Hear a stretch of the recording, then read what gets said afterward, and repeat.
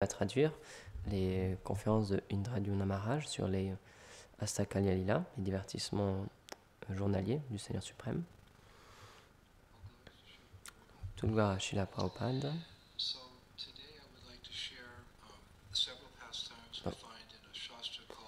Donc aujourd'hui, j'aimerais vous partager différents divertissements que l'on trouve dans nos shastras, dans le Astakalya Lila Padavali.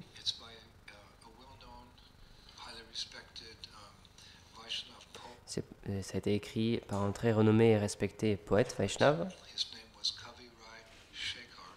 Son nom est Kaviraj Shekhar.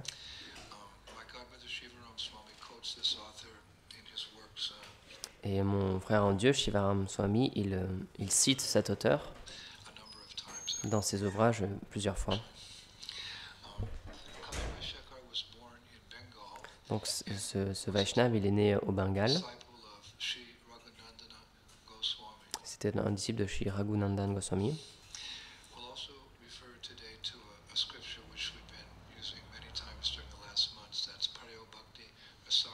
Et donc, qui est l'auteur aussi du Preyo Bhakti Rasanabha, qu'on a déjà cité plusieurs fois.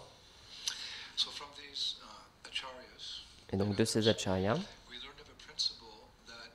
on a appris un principe,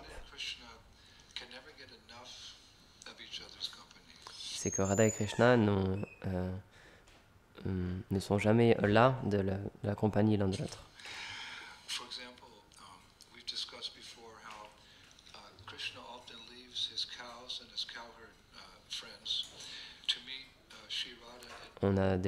Par exemple, on a déjà dit plusieurs fois que souvent Krishna il laisse ses vaches et ses veaux pour aller voir Radha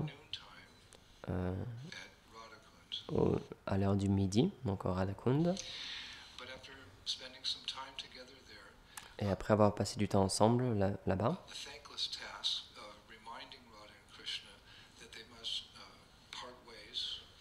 ensuite on doit leur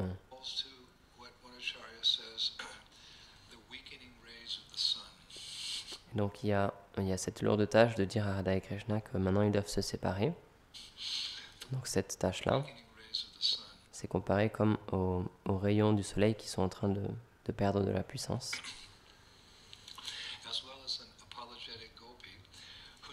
Et donc c'est une gopi qui s'excuse et qui dit « Cher Radha et Krishna, le jour touche à sa fin. »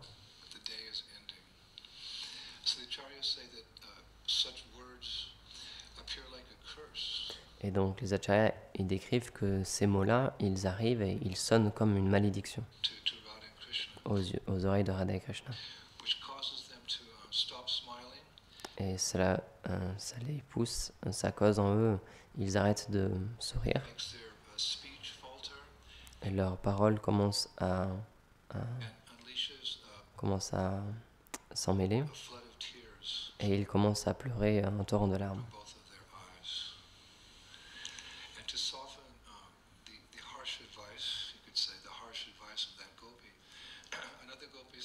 Et donc pour adoucir un peu ce dur conseil, on peut dire, de cette première gopi, une autre gopi, elle dit « Oh Radha, oh Shyam,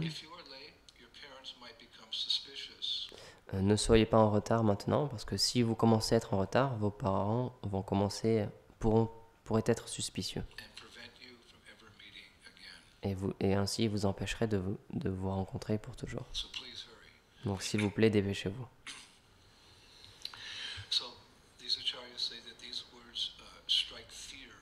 Donc les acharyas décrivent que ces mots, ils créent de la peur dans le cœur du couple divin. Donc finalement, d'une manière ou d'une autre, ils se séparent. Et difficilement, à reculons, ils quittent Radhakund. Et donc Srimati Radharani retourne à Yavat et Krishna vers ses amis qui l'attendent avec ses vaches dans la forêt.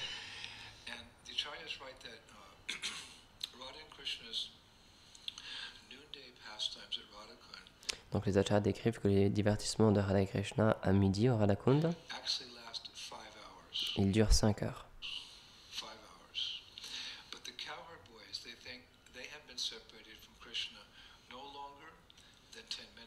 Mais les pâtres, ils pensent qu'ils ont été séparés de Krishna pas plus de 10 minutes.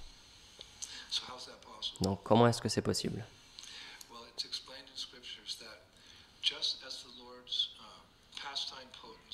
Donc c'est expliqué dans les Écritures, tout comme la puissance de divertissement du Seigneur, de la même manière que cette puissance, elle permet d'étendre la nuit lorsque Krishna il fait la danse rasa avec les gopis, jusqu'à ce qu'elle dure autant qu'une nuit de Brahma.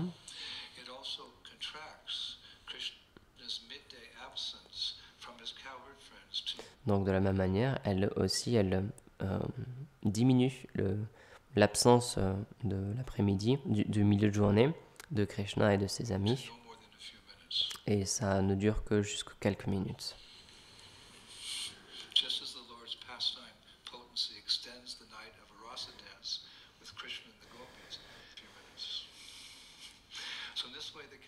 Et donc de cette manière-là, les pâtres, ils pensent « Ah, Krishna, il n'est parti que quelques minutes ».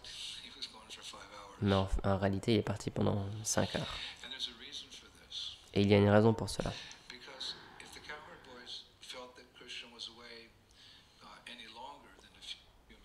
Parce que si les pâtres, ils avaient pensé que Krishna était parti pendant plus que quelques minutes, alors ils auraient commencé à le chercher.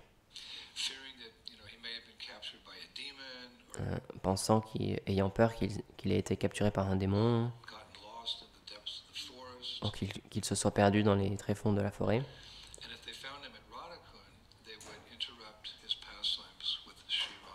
Et s'ils l'avaient trouvé au Radhakund, alors ils auraient interrompu ses divertissements avec Sri Radha. Donc l'énergie de divertissement, elle facilite tous ces lilas, tous ces divertissements, d'une manière merveilleuse.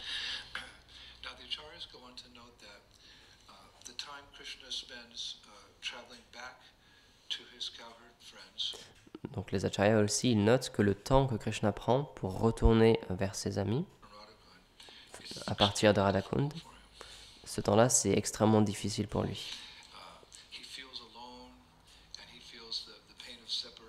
Il se sent seul et il sent la douleur de la séparation de Sri Radha. Et c'est expliqué sur le chemin, il mouille la terre avec ses larmes.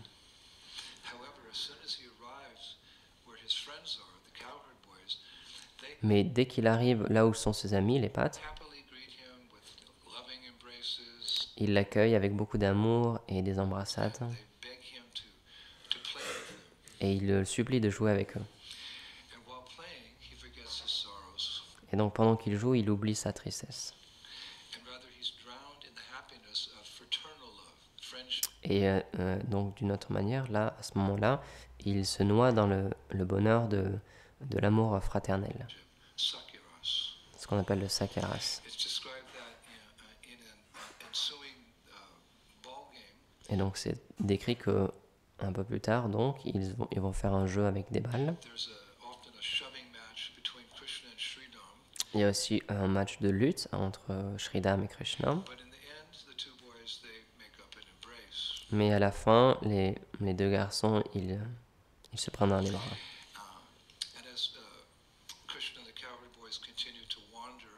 Et alors que Krishna et les pâtres continuent à errer dans la forêt, à travers les différentes forêts, Krishna il visite différents groupes de pâtres et il s'engage dans des échanges d'amitié avec chaque groupe, selon l'état d'esprit, le mood particulier de service et d'amour de chaque groupe. Comme on a déjà discuté plusieurs fois, il y a différents groupes de pâtres.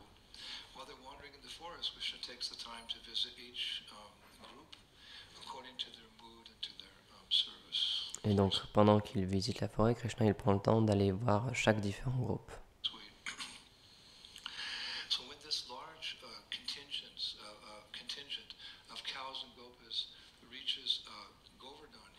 Et donc quand ce très large groupe de Gopas et de vaches atteint la colline Govardhan,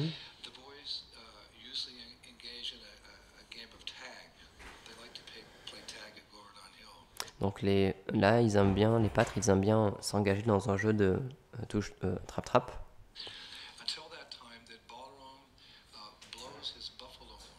Jusqu'à ce que Balaram il souffle dans sa corne de buffle.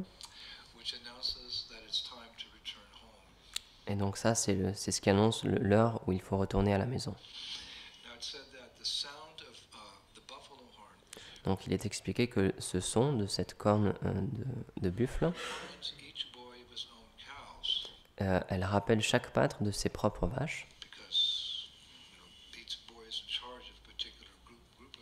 Parce que chaque garçon est en charge d'un groupe particulier de vaches. Donc ils arrêtent tous de jouer. Et ils commencent à courir à droite à gauche en appelant leurs vaches. Et en cherchant celles qui auraient pu s'éloigner en allant dans des différentes grottes ou dans différents bosquets.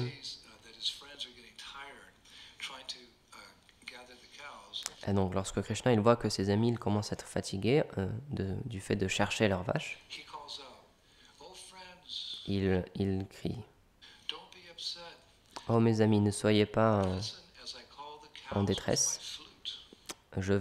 Écoutez, je vais appeler les vaches avec ma flûte. »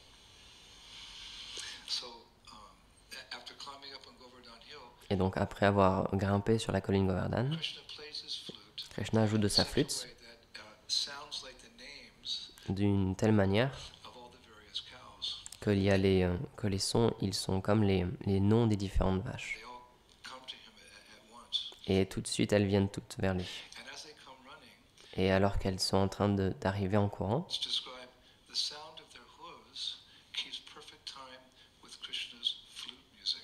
c'est d'expliquer que le bruit de leurs sabots qui frappent le sol, c'est dans un temps parfait avec la mélodie de la flûte de Krishna.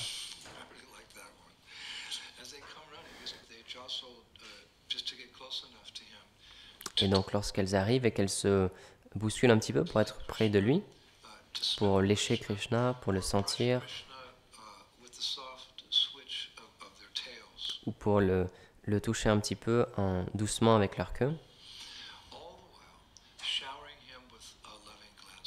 tout en le noyant de regards d'amour.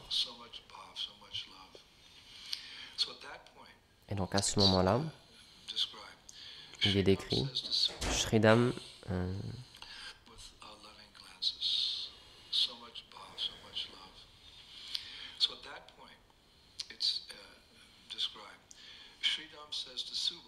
donc à ce moment-là, Shridam dit à Subal, « Oh mon ami, qui d'entre nous a cette capacité de ramener toutes nos vaches ensemble seulement en jouant de la flûte ?» Il y a seulement Krishna qui est capable d'un tel exploit. De la même manière que seulement lui peut tuer des démons féroces.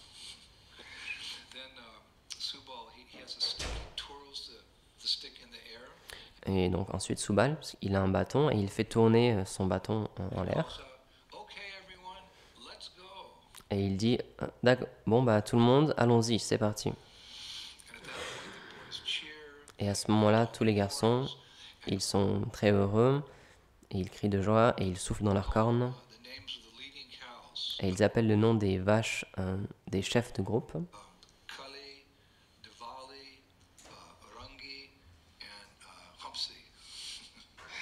Donc ça c'est le nom des différentes vaches. Et donc les vaches aussi, parce qu'elles ont hâte de rentrer à la maison. Elles n'ont pas besoin de beaucoup d'incitation pour avancer. Mais les garçons, quand même, ils jouent leur rôle en tant que pâtres, en jouant des tambours, en soufflant dans des instruments, en tapant dans leurs mains et en criant « Hi, hi ». Et il est mentionné que les demi-dieux, et donc je vais faire une citation ici,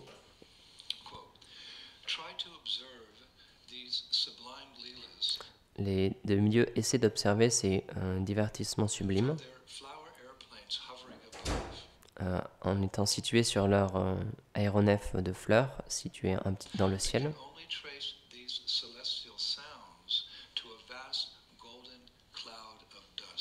Mais tout ce qu'ils peuvent voir, d'où vient ce son-là, c'est comme un vaste nuage de poussière dorée.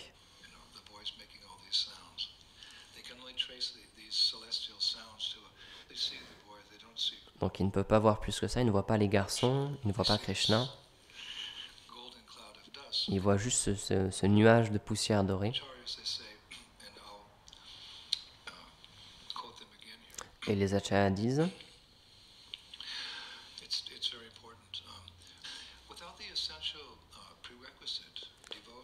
sans la dévotion qui est un prérequis, comment est-ce que des âmes conditionnées ordinaires, peu importe à quel point elles sont puissantes, comment est-ce qu'elles pourraient traverser et passer à travers cette poussière de Chintamani pour pouvoir voir Krishna et ses divertissements. Mais lorsque le son des prières des demi-dieux attrape l'attention de Krishna, alors seulement là, grâce à son désir, là ils peuvent voir ces divertissements qui consistent à ramener les vaches à la maison dans l'après-midi. Et donc cette même mise en pouvoir, et même plus, ça peut venir à nos propres yeux par la force du Nama Sankirtan, dans lequel Hare s'adresse à Krishna qui est couvert de poussière, et Rama s'adresse à Balaram qui est à ses côtés.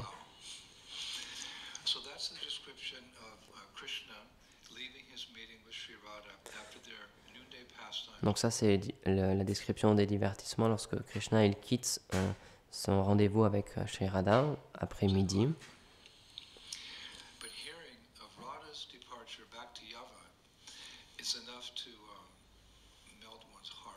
Mais juste le simple fait d'entendre le départ de Srimati Radhi pour Yavat, c'est assez pour faire fondre le cœur de quelqu'un en fait.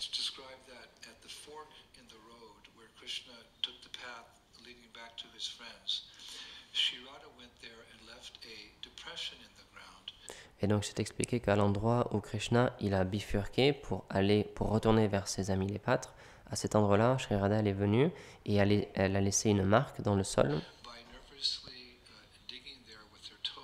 parce qu'elle, nerveusement, elle grattait le sol avec son pied alors qu'elle le voyait partir.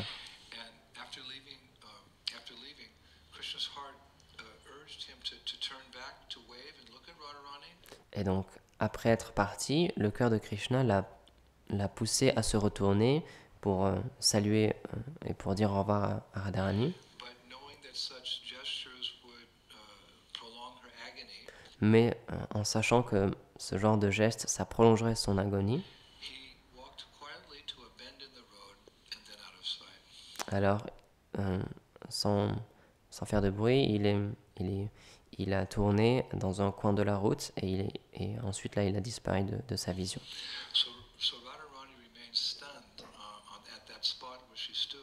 Et donc Radharani elle est restée comme figée à cet endroit où elle était. Et ses yeux se sont remplis de larmes. Et la chaleur de son cœur brûlant, elle a fait que les plantes aux alentours, elles ont commencé à sécher et à faner. Ça parce que c'est à cause de l'intensité de sa dévotion dans la séparation. Et donc à ce moment-là, son corps lumineux, il est devenu tellement pâle et ses membres tellement fins que tous ces bracelets de cheville et de main ont commencé à tomber au sol. Et donc la voyant dans cet état, en sentant cette séparation de Krishna, une de ses gopis a dit: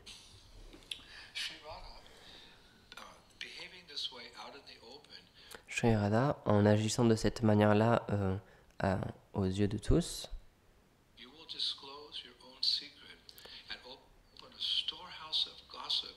tu vas ouvrir et tu vas révéler ton propre secret, et donc tu vas ouvrir ça va créer beaucoup de ragots que tes ennemis pourront partager. Donc s'il te plaît, maintenant, ressaisis-toi.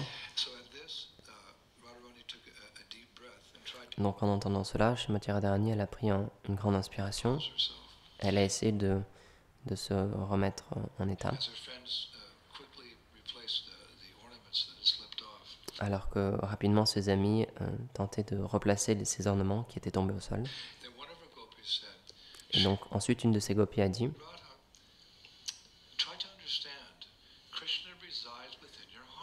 Shri Radha, s'il te plaît, essaie de comprendre, Krishna réside dans ton cœur. Regarde à l'intérieur et sois avec lui à n'importe quel moment, la nuit ou le jour.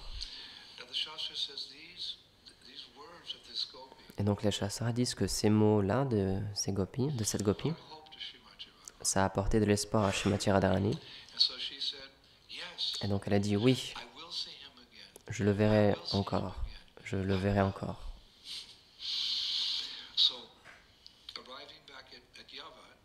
Donc en arrivant, en étant de retour à Yavat, Radharani est entrée dans la cuisine et a commencé à préparer des ladous et un riz spécial pour Krishna, en les plaçant sur un plateau doré, avec du pan, de la pâte de santal et une guirlande de fleurs. Et tout en sachant que Krishna allait bientôt passer à travers Yavat, sur son chemin pour rentrer à Nandagram, Radha a demandé l'aide d'une de ses servantes pour se laver, prendre un bain, s'habiller et mettre différents ornements d'une manière à ce que ça plaise à Krishna et que ça capture son cœur. Lorsqu'il la verra le regardant à travers la fenêtre alors qu'il passe sur le chemin. Et donc ensuite elle est entrée dans sa chambre, une de ses chambres. Et donc elle s'est assise en regardant une peinture de Krishna qu'avait peint Vishaka. Et doucement elle a chanté ses noms.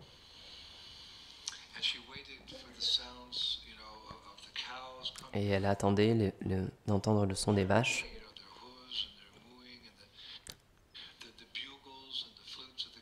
et aussi les sons des instruments des pâtres qui annonçaient qu'ils allaient être sur le chemin en train d'arriver à l'extérieur de Yavat. Et après une attente agonisante, aucun bruit ne venait.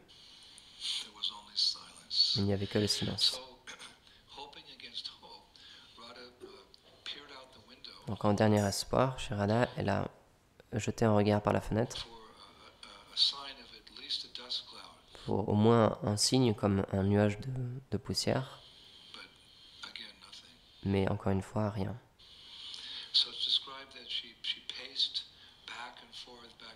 Donc c'est expliqué qu'elle a commencé à marcher en faisant des allers-retours dans sa chambre. Et donc à chaque fois qu'elle passait devant la fenêtre, elle regardait la fenêtre. Mais elle ne voyait rien. Et à chaque fois, son anxiété s'accroissait.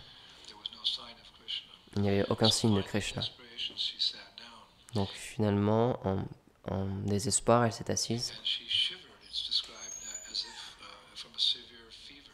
Et elle a commencé à trembler, c'est décrit comme si elle était atteinte d'une forte fièvre.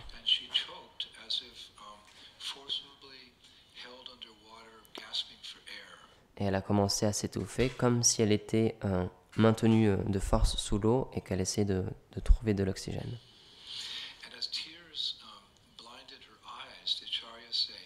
Et alors que des larmes commençaient à aveugler ses yeux, les acharyas disent qu'elle s'est retirée de la plateforme externe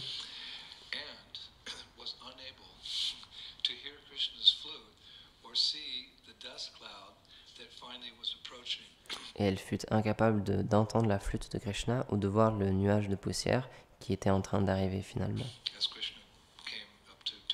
alors que Krishna arrivait à Yavat. Et seulement lorsqu'une de ses servantes, très rapidement, l'a amenée et l'a approchée de la fenêtre, elle lui a dit dans son oreille que Krishna était prêt. Alors seulement à ce moment-là, Radharani est revenue à la conscience externe. Et lorsqu'elle est revenue à sa conscience, elle a crié « Krishna arrive, Krishna arrive ».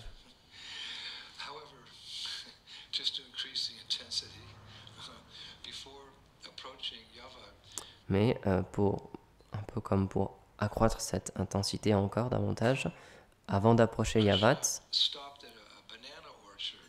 Krishna s'est arrêté dans un verger avec des bananiers et avec Madhumangal et Subal.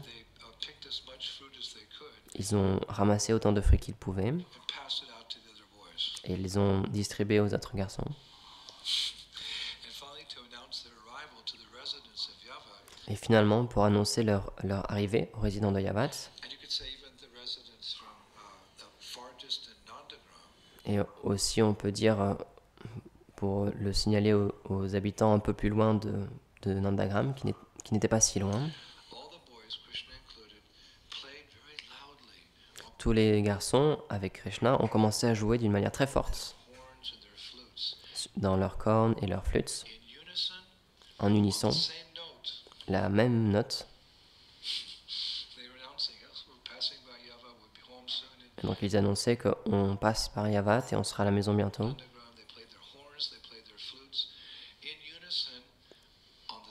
Donc ils ont joué en unisson la même note. Et pendant que tout cela se passait, Shri Radha, elle s'est dépêchée, elle a monté au-dessus de la tour de lune, qui surplombait le palais à Yavat, d'où elle pouvait voir Krishna se rapprocher. Elle voyait que Krishna la regardait alors qu'il passait. Et lorsque les yeux du couple divin se sont rencontrés, ils étaient incapables de cligner des yeux.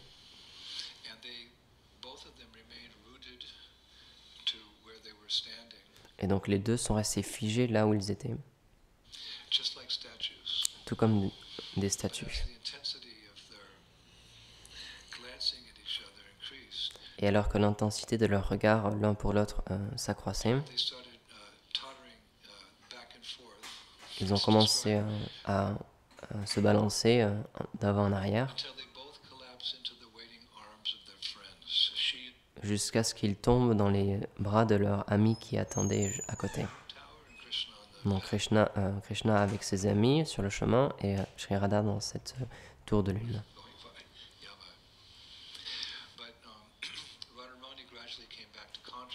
Et Radharani graduellement est revenu à la conscience. Mais Krishna, il est resté effondré dans les bras de ses amis. Donc Subal a dit à ses amis d'amener Krishna dans un bosquet non loin, où est-ce qu'ils l'ont ramené à la conscience. Et comment? En chantant des mantras, en mettant un tissu humide sur son front, et en lui rappelant que très, très bientôt, il reverrait Srimati Radharani. Et une fois que Krishna soit revenu à la conscience, lui et les pâtres ont recommencé leur marche en direction de Nandagram. Et les acharyas disent que même si Radha ne pouvait pas le voir, elle pouvait entendre sa flûte. Donc elle s'est sentie rassurée qu'il allait bien et qu'il était sur le chemin du retour. Et ensuite, quelques heures après, elle s'est soudainement rappelée des plateaux qu'elle avait préparés de nourriture, qu'elle avait préparé pour Krishna. Donc elle a descendu en courant cette tour de lune. Elle est entrée dans ses quartiers. Elle a appelé Rati Manjari.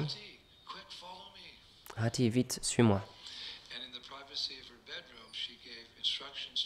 Et dans un espace privé, dans sa chambre, elle a donné des instructions à Rati en murmurant dans son oreille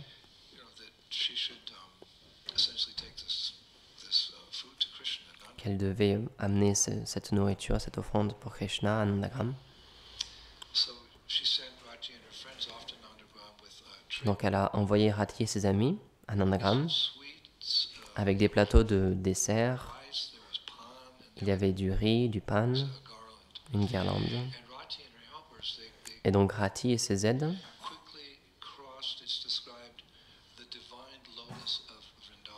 c'est décrit, elles ont très rapidement traversé ce divin lotus qu'est Vrindavan.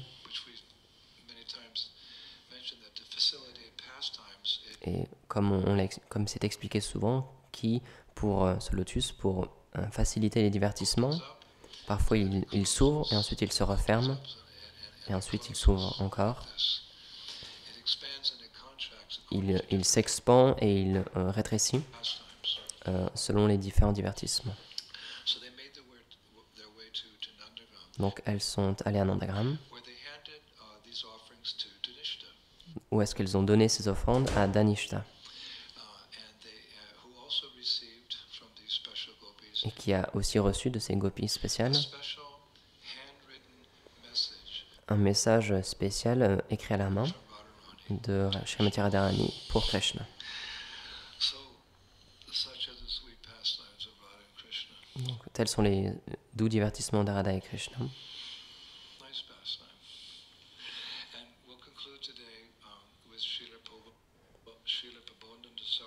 Et donc on va s'arrêter aujourd'hui sur la citation de Sri Prabodhananda Sarasvati, tiré de son Vrindavan Mahimamrita, comme on le fait souvent, deux très beaux versets sur Vraj. Il écrit avec joie traverse cet océan de l'existence matérielle en direction de la terre de Vrindavan, qui est décoré d'un village fait d'énormes pierres joyaux Chintamani, qui sont décorés de pollen et de poussière de camphre,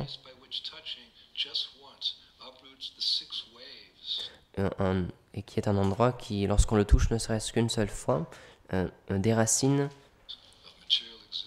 les 6 racines de l'existence matérielle. Je me souviens de cette terre de Vrindavan, dotée d'un nombre illimité de qualités étonnantes,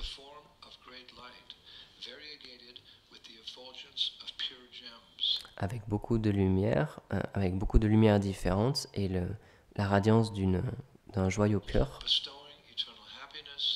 qui distribue la joie éternelle et qui est très doux car il y a les empreintes de pieds de Radha et Krishna partout.